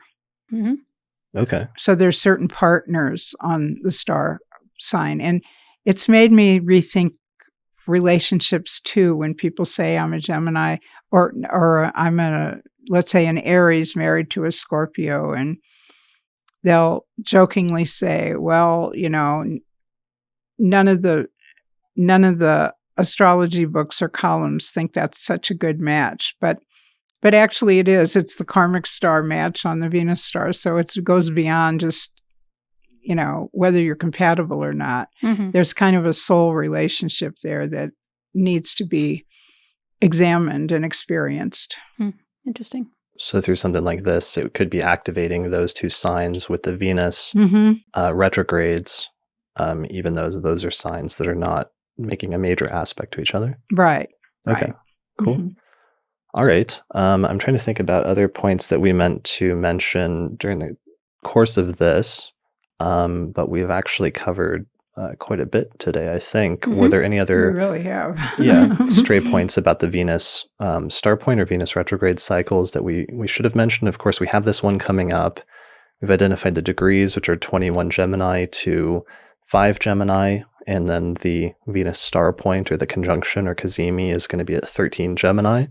So I guess part of what you would say is that if you have anything around 13 Gemini, that's going to be really important if you have like a personal planet located at that degree, and that you might even look back in 4-year increments about what happened 4 years or 8 years earlier, because there may be some connection between events that were happening back then and what comes up during this upcoming Venus retrograde. Exactly.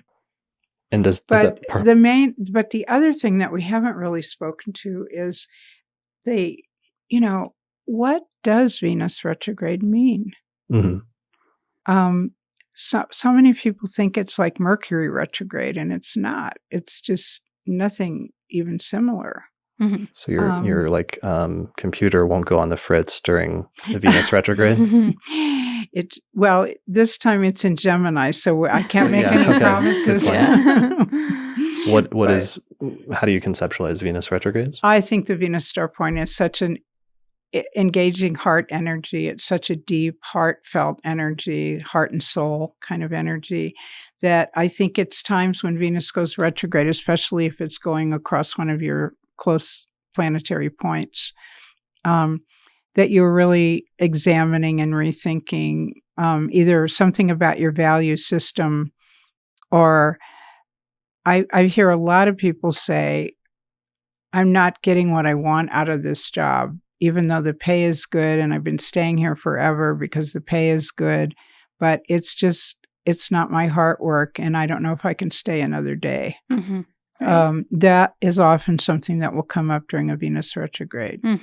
Reevaluating a certain relationship or even a contract you have with somebody, like an agreement, a partnership that's business related, or a lease agreement, or some kind of signed agreement that involves the exchange of money or goods, or something like that. Right. So often partnerships can come under question at that time, who you're connected to and partnered with. And I also hear really good stories about it where people will say, we decided to recommit and redo our vows, and it so happens that it's in a Venus retrograde period, and it's hitting one of or both of their charts, pretty strongly at that time. So it's renegotiating agreements based on, I know we said this when we made this agreement 8 years ago, but could I add this clause in there now? Mhm. Because this is how I'm feeling now of maybe what's missing from it Right. or what we can add to it. So I think it's really a time when we examine our personal feelings, our values, our net worth, our, the second house and the Taurian aspect of Venus has always been, people say it's self-worth, but so much of that, I feel like, they've confused it and they've made it into net worth instead of self-worth, and that they don't feel as worthy if they don't have a certain amount of net worth. Because again, in our culture, people are very eager to know, what do you do? Okay. Mhm. And that kind of puts people in, it automatically puts people in kind of categories Right. of, well, this is valuable or this is more valuable than that, Right. Yeah. or, you say, oh, well, I come home to mom and say, I just met a guy I fell in love with. What does he do? Mhm. Oh, he's a janitor at our school, and she's like, oh my God. If you say, oh, he's studying to be a lawyer. Oh, great. Mhm. It's just that automatic response, but it has nothing to do with the character of the person or what Right. he's all about or she is all about. Mhm. Yeah, and you had also mentioned the sort of archetypal 40-day giving up things voluntarily as a sort of Venus retrograde kind of parallel. Yeah, And think of Venus retrograde as your 40 days of Lent, astrological Lent. Right. yeah. So giving up like indulgences. Yeah, or pulling back. I mean, that just kind of reminded me of how we often talk about Venus retrograde in terms of, maybe while you're doing that reevaluation process, you're temporarily pulling back Yeah. and not doing the usual, enjoying the usual, whatever it is. Yeah. Exactly. Yeah. And I mean, it's not a have to thing, but when in that research, when I was researching the Venus cycle and all those writings from the Knights Templar and the Masons and this and that, they talked about all these practices that were 40 days. And the Old Testament has it, the New Testament has it, Buddhism has it. In Greek Orthodox Church, they have a 40-day, several things that come after the person dies. There's a 40-day ceremony. And on and on. I know we could keep researching. There's lots of 40-day practices in religions, but where did that come from? And I'm thinking, even though the Venus isn't always exactly 40 days, it's around 40 days. I think if you eliminate the 2 stationary days, because it's often 41 or 42, the whole cycle, I think you would get that 40-day where it's actually moving backwards, but not stationary. Right. Yeah, that makes sense. Okay. So 40 days and 40 nights of Venus retrograde are coming up here. Build a boat. Build a boat. Okay. And don't let other people on it. Yeah. Social distancing in your arc. Great. That'll be the next episode of the Astrology Podcast. Yeah. All right. Well, thanks a lot for joining us for this today. I really appreciate it. It's been fun having you out to Denver, and you'll have to come back again sometime when we're not having a pandemic. Yeah, because I missed meeting all those people yesterday at the Mercury Cafe. Yeah. But I'm glad you were here in cyberspace anyway. Yeah, well, and it was fun. We took I meant to mention earlier, we took the lead of the Washington State Astrologers Group, which also switched their meeting at the last minute to an online webinar, and we did ours with the same audience, but just with them at home, and that worked out really well. And I think I'll release the recording of that as like an episode of the Casual Astrology Podcast, and then put this as the main episode of the Astrology Podcast. People can find out more information if they're intrigued about this from your book, though, right? Which is titled Venus Star Rising. Yeah, the one we've been referring to, this one. There it is. Okay, and let me put an image of that up on the screen. People can also figure out what their Venus star point, I meant to mention that is because you have a handout on your website. So either they can find out what their Venus star point is by pulling up the ephemeris, which we joked that we may have to explain what that is to some like people. what's a bookstore? What's an ephemeris? Yeah. It's an ephemeris. That's even more complicated because it's a book. Right. Yeah. Anyway, you can look it up in ephemeris just by seeing what the conjunction between the sun and Venus was prior to your birth. Otherwise, you can look it up in your book, Venus Star Rising. On pages 80 through 81, you have a table that shows all of the different ones, or you can go to your website, which here it says it's Venus Star Rising, but it's actually now changed to we migrated that to sophiavenus.com. Okay, so go to sophiavenus.com and then click the Venus Star Point link, I think. And then there's a little link at the top that says, how do I find my Venus Star Point? And it gives you a PDF that shows you the list of all of them. Yeah, and you're usually going to go to the closest one before your birth rather than the one after your birth. Even if you were only born 3 weeks later, you would probably go to the one before your birth. But I have certain exceptions to that when you're like within a day or two or just a few days of the next one, especially if Venus is already retrograde in that sign and the sun is already in that sign and they're going to meet in a few days, but they're already in that new sign. I would say that gives a lot more weight to that star point coming. But for most people, it's the one previous. So it's kind of like the like prenatal lunation in that sense, which is the prenatal sun or moon conjunction. This is the prenatal sun-Venus conjunction. Yeah, and that's the other question a lot of people have. What if you were born a week before the next eclipse or lunation? Or for lunation, you could make it two days before or something. But for the eclipse, you could say a week before. Do we still go back to the prenatal one, or what do you do with that? You know? Right. Yeah, I mean, I think you still use the prenatal one is how they did it. Here's the PDF though from your website. Right. So that just shows you how to find your Venus star point, and then you just look up what the closest one is to your birth, and then look right before that, basically. So if we scroll down. Yeah, if you just pick a date for a random date there. Well, so I was born November 1st of 1984. So I go here and I see April 3rd of 1985 was one. So I got to go before that. And we see June 15th of 84. There was a conjunction at 24 degrees of Gemini. So that would make that my Venus star point. And it looks like it was direct at that point. Yeah, so you're an evening star. Okay. So direct is always going to be evening star, and retrograde, if it's retrograde here in the prenatal, then that's always going to be the opposite. The morning star. Morning star. Okay.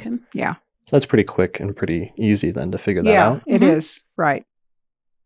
And that's really the beauty of this. If you start working with it, if you start putting it in your chart or the charts of other people, you'll start seeing its connections immediately and how it works for you and how important events in your life have been synced to it.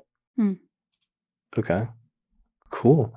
And yeah, I was just looking through past dates, and it's just really weird because I started the astrology podcast then later in June of 2012. And then it looks like we've got one right there, June 5th of 2012 at 15 Gemini. There it is. So right under coming back to you. right under the Venus. And so this year, I don't know, another form of communication. When did you publish your book? That was in February of 2017, I believe. Yeah, I think that's right. Is that right? That sounds right. Okay. But 2016, before that, was the last star point.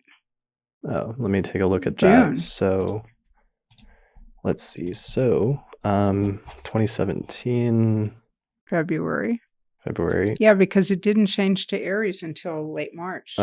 So you're right. So June 6, 2016 would be the prenatal Venus star point at 16 degrees of so Gemini. There's another mark on your Gemini star. Oh, man. Nice. This is working pretty well. I'm a little unsettled. I prefer It's working too well. Yeah, here. I prefer my astrology not to work that well, but it'd be a little bit more ambiguous than that. Well, you moved into the studio on and off year. Yeah, so that could be it. So we'll see what happens. People will come back to this episode later, and when whatever happens. Right. Right. All right. Make sure you let me know what's going to happen on this Venus star cycle between now and next March. All right. Well, if it's bad though, then I'm gonna have to blame you and like shake my fist. Oh no! Don't blame me. Blame Venus. Don't blame Venus. Venus either. Venus doesn't like to be blamed. All right. So people can find out more information about you on your website, which is sophiavenus.com, right? Mhm. Yeah. Mm-hmm. And then you do signed copies of your book, right? Right. So people can get a signed copy by going to your website, and they can order it through there. Yeah. If they order it from Amazon, it won't be signed. But if they order it from my website, it will be. Okay. I can mail it out to them. And you also do like a shorter PDF version of the book as well? Yeah. But that doesn't have all the astronomical graphs and all the mythology and all the charts and all the diagrams of how the mechanics of the star work. Mhm. Because I felt like in the Venus star rising, it was very important for astrologers for me to lay down the astronomy of it, because I didn't want people thinking, did you make this up? I mean, I've had some people ask me, did you make this up? Mhm. Did you invent this? No, I just took what was already happening and kind of brought it down and put it into some kind of context of Mhm. how can we work with it? And that's really how those examples you just showed, okay, I'm a Gemini star point and, it's been going over my Venus and I've had love in my life for now this 12-year period. And I did this, I published my book, I started my podcast. It's just, so those are not uncommon situations that when I start talking to people about it, that they can start looking at it and going, oh yeah, because I did that for me. And, I have a different star point, but some of the most critical things that happened in my life, highs and lows, were on that star point return or, that sign return anyway. Right. Okay. Right. And you go through this with people in consultations as well, right? Mm-hmm. Okay. Yeah. If they sign up for the Venus star point reading, we can map your whole life, your whole lifetime through the Venus star and what it's going to affect and when and things like that. Great. Cool. So people can get that from you or from just Amazon to get the Venus Star Rising book. You also recently republished the Mythic Astrology books were recently republished with new covers, right? Mm-hmm. Yeah. That's great. That's exciting. So yeah, they're back in print again. They have been out of print for quite a while. Okay. And that was just in the past year? Mm-hmm. Yeah. All 3 books came back into print, second printings, or for Mythic Astrology, it was about the 7th printing. That book did really well when it first came out, went through 2 editions and 6 printings. Oh, wow. Okay. So do you think that was it's influential then on the community in terms of the adoption of the practice of Mythic Astrology? I think so, because whenever I would go to conferences, I would run into people from all over that would say, I love that book. I've had that book since it came out and I love it and thank you for writing it. So that was always nice. Yeah.